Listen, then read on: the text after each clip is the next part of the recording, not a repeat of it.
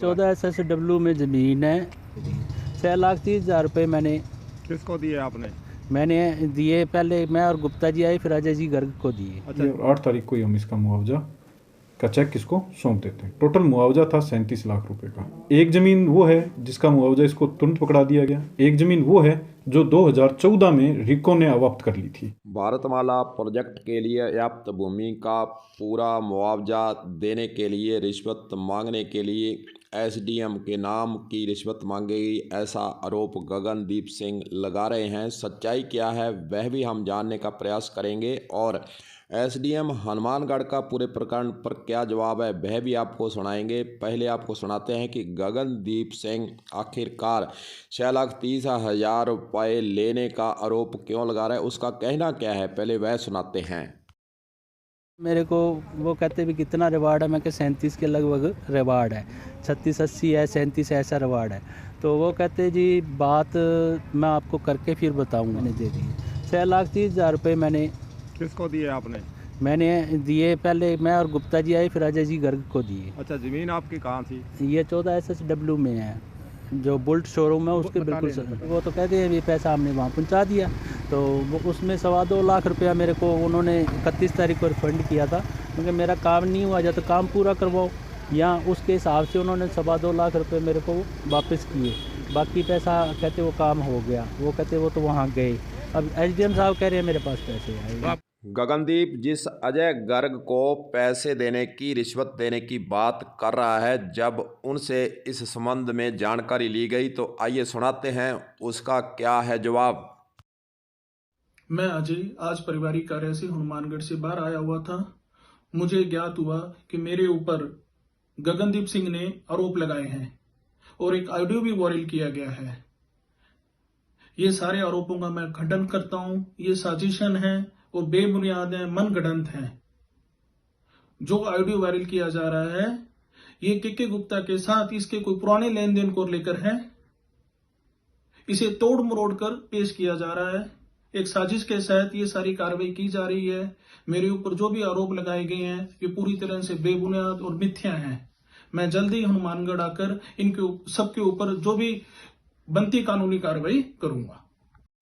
Media का काम होता है कि विश्लेषण करना और सच्चाई को जानना, इसलिए हम किसी भी पक्ष की पैरवी नहीं कर रहे हैं और सच्चाई जानने का हम प्रयास कर रहे हैं कि आखिरकार इस प्रकरण में सच्चाई क्या है। क्या एसडीएम को कहीं ब्लैकमेल करने का कोई तरीका तो नहीं अपनाया जा रहा, या फिर जो किसान बात कह रहा है उसमें कितनी सच्चाई है, इस पर हम पूरी छानबीन करने में जुटे हुए हैं और छानबीन इस पर आगे भी हम जारी रखेंगे। उससे पहले एसडीएम हनुमानगढ़ का पूरे प्रकरण पर क्या जवाब है पहले आपको वह सुना देते हैं, फिर आगे की कहानी हम बताएंगे।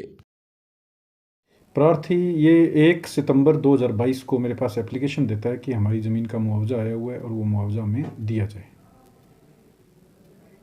8 तारीख को तहसील से रिपोर्ट आती है। 1 तारीख को ही हम इसको तहसील में भेज देते हैं रिपोर्ट के लिए, और 8 तारीख को तहसील से रिपोर्ट आती है और 8 तारीख को ही हम इसका मुआवजा का चेक किसको सौंप देते हैं। टोटल मुआवजा था 37 लाख रुपए का, जिसमें से 29 लाख या 28 लाख रुपए का चेक साथ जो है हमने इसको उसी दिन पकड़ा दिया। इसकी ज़मीन 2 टुकड़ों में है। एक ज़मीन वो है जिसका मुआवजा इसको तुरंत पकड़ा दिया गया, एक ज़मीन वो है जो 2014 में रिको ने अवाप्त कर ली थी। आज 2021 में उसी ज़मीन को एनएचएआई ने अवाप्त किया है। प्रार्थी का ये कहना है कि भाई मुझे एनएचएआई का वाला जो मुआवजा है वो दिया जाए, जो रिको से ज़मीन अवाप्त हुई है एनएचएआई के द्वारा।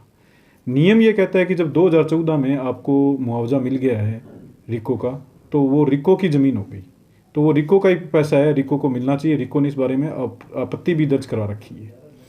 इसको अभी भी यही कहा गया कि तू अगर पैसा लेना चाहता है तो रिको वाला पैसा आज ही तेरे को मिल सकता है। अब इसने उठाया है या नहीं उठाया ये बता नहीं रहा।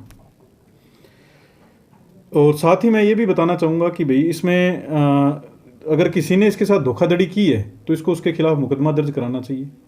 और आम जन को भी मैं ये कहूँगा कि कोई भी बिचौलिया ना आए किसी भी तरह का। अगर कोई आता है तो उसकी कंप्लेन करनी चाहिए उसको, और सीधा आके मेरे द्वारा, मेरे ऑफिस में अगर किसी को काम है, मेरे क्या किसी भी सरकारी दफ्तर में काम है, तो सीधा मिलना चाहिए।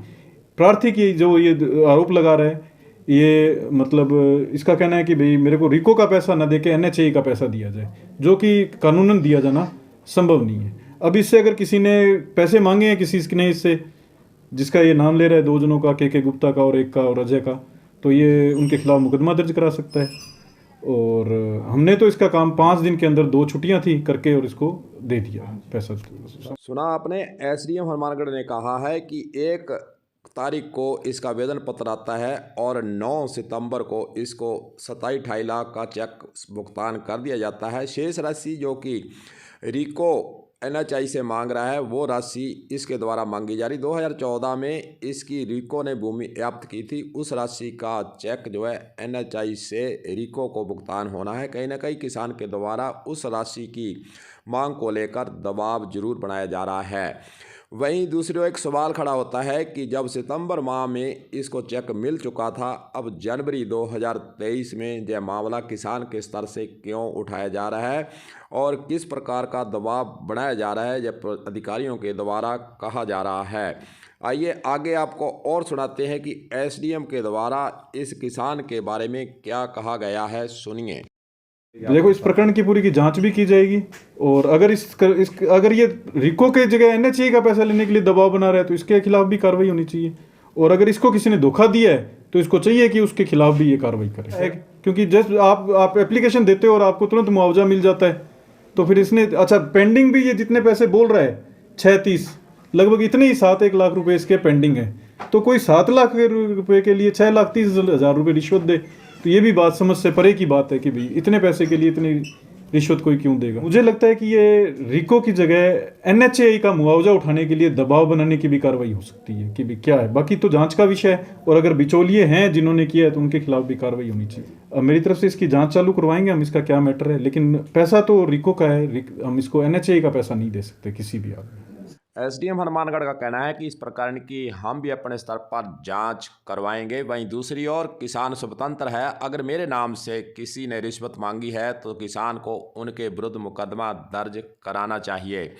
वहीं दूसरी ओर सवाल यह भी पैदा होता है कि सितंबर में इस किसान को मुआवजा मिल चुका है, अगर किसी ने एसडीएम के नाम से उसके साथ धोखाधड़ी करी है तो 3-4 महीने गुजर चुके हैं, वह उनके विरुद्ध कार्रवाई क्यों नहीं कर रहा है।